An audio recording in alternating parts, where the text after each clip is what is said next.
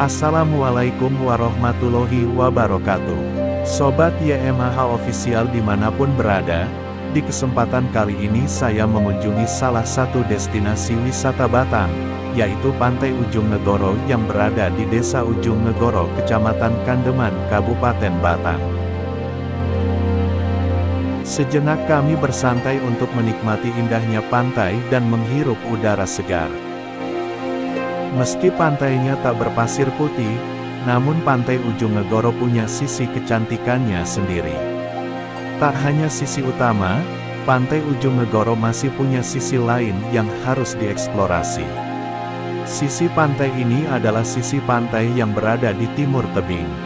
Di balik tebing tersebut bisa ditemui sisi pantai yang tidak terlalu luas pasirnya. Meski begitu banyak bebatuan yang berada di dekat bibir pantai. Hal tersebut semakin menambah estetik suasana pantai yang dikelilingi hijau pepohonan. Selain keindahan pantainya, Ujung Negoro juga menyimpan deretan kisah misteri.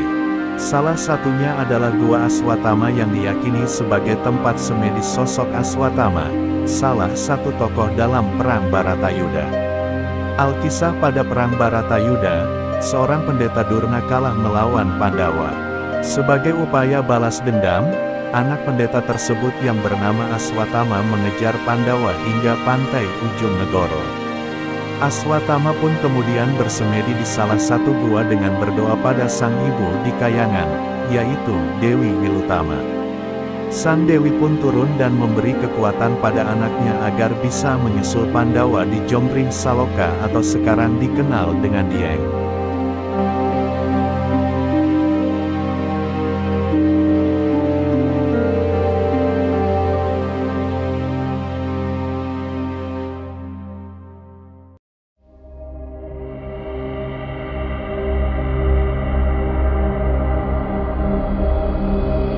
Puas menikmati keindahan Pantai Ujung Negoro dari sisi ke sisi termasuk menelusuri jejak mistis Goa Aswatama, tak lengkap rasanya jika tidak berziarah ke makam Syekh Maulana Maghribi.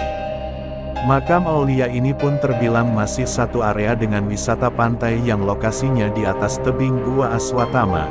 Biasanya makam ini selalu ramai dikunjungi masyarakat ketika hari besar Islam dan juga haul. Makam Syekh Maulana Maghribi tersebut diuri-uri oleh masyarakat sekitar sampai saat ini, sehingga menciptakan keislaman yang sangat kental. Sejarahnya, dahulu ada yang bermimpi ditemui dalam alam bawah sadar, kemudian ditasi atau diperiksa kebenarannya. Keberadaan makam tersebut dikuatkan oleh Habib Lutfi bin Yahya. Sebelumnya, makam tersebut ditemukan sekitar tahun 1940-an sebelum kemerdekaan. Makam tersebut mulai ramai dan diketahui banyak orang pada tahun 60-an. Setelah ramai peziarah, makam tersebut terus dijaga, diziarahi, dihaulkan, disiarkan oleh para ulama.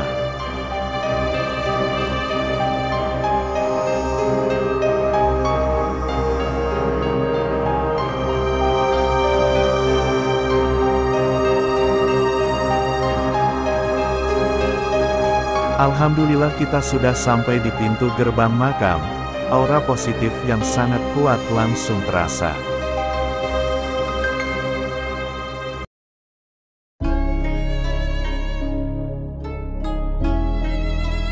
Kami pun memasuki lokasi makam.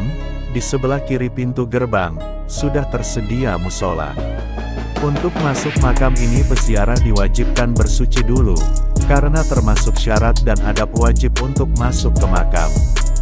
Biasanya juru kunci akan mengingatkan, karena pernah ada peziarah yang lupa bersuci mengalami kejadian yang tidak diinginkan.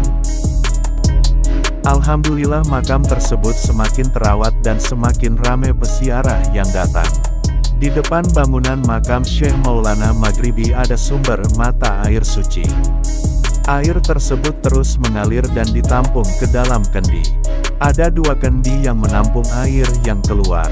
Air muncul dalam bawah kendi yang sengaja dilubangi, kemudian air tersebut berada di dekat pohon besar yang telah ditebang. Air itu biasanya untuk minum, wudhu, cuci muka, dan bisa buat obat dari segala penyakit.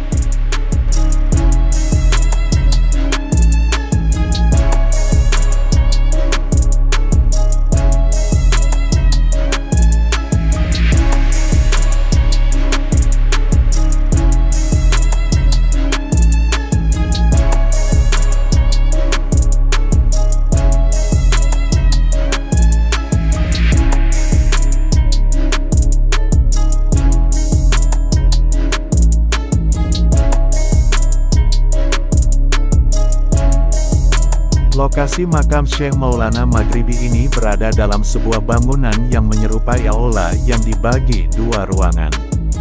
Satu ruangan untuk tempat berkumpul para peziarah, dan ruangan lain yang lebih sempit adalah makam itu sendiri.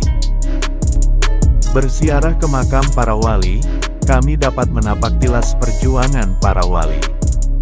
Duduk di samping makam wali sembari bermunajat kepada Allah Subhanahu wa Ta'ala bagi kami merupakan suatu anugerah, kenikmatan serta pengalaman spiritual yang luar biasa.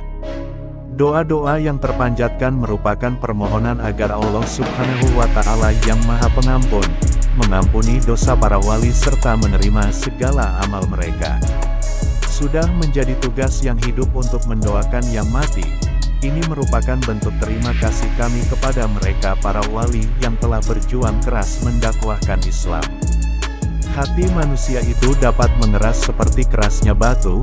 Salah satu cara agar hati yang keras itu menjadi lembut adalah dengan mengingat kematian. Cara mengingat kematian yang paling efektif adalah mengunjungi tempat-tempat di mana orang mati dikuburkan. Dalam tradisi berziarah ke makam para wali juga didapatkan pelajaran bagaimana seharusnya kita menghormati guru-guru kita. Sobat YMAH Official yang budiman, dalam kubur para wali itu terbaring sosok-sosok yang telah menghabiskan usianya untuk berdakwah dan mengajar. Jika ditarik ke belakang, para wali itu masih ada hubungannya dengan kita, yaitu hubungan dalam silsilah keilmuan, di mana para wali yang sudah meninggal itu meninggalkan murid lalu muridnya mengajarkan ilmu yang dia dapat kepada muridnya lagi, begitulah seterusnya hingga akhirnya sampai kepada generasi guru kita saat ini. Dengan demikian berziarah ke makam wali sama juga dengan mengunjungi guru kita sendiri. Bukankah murid yang baik akan selalu mendoakan gurunya? Adapun suara-suara sumbang yang mengatakan kalau ziarah ke makam wali itu identik dengan syirik, bid'ah, dan lain-lain, biar sajalah suara-suara seperti itu. Lagi pula sampai saat ini tradisi berziarah ke makam wali masih terus lestari. Jadi jangan sampai kita ngatain orang-orang yang berziarah ke makam wali itu orang yang fatalis, jumud, dan pemalas. Karena sekali lagi di balik ritual ziarah itu ada nilai-nilai filosofi yang dapat dijadikan bekal bagi kita semua dalam mengarungi samudera kehidupan ini. Dan yang terpenting, ziarah kubur tidak dilarang oleh Nabi. Selesai berziarah, sejenak kami beristirahat di belakang makam, sambil menikmati alam yang sangatlah indah. Semakin menambah rasa syukur kami kehadirat Allah Subhanahu wa Ta'ala.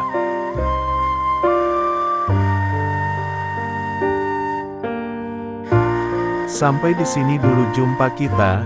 Mohon maaf sebanyaknya jika ada kesalahan dan kekurangan. Nantikan video-video kami selanjutnya. Sampai jumpa kembali di channel YMAH Official. Wassalamualaikum warahmatullahi wabarakatuh.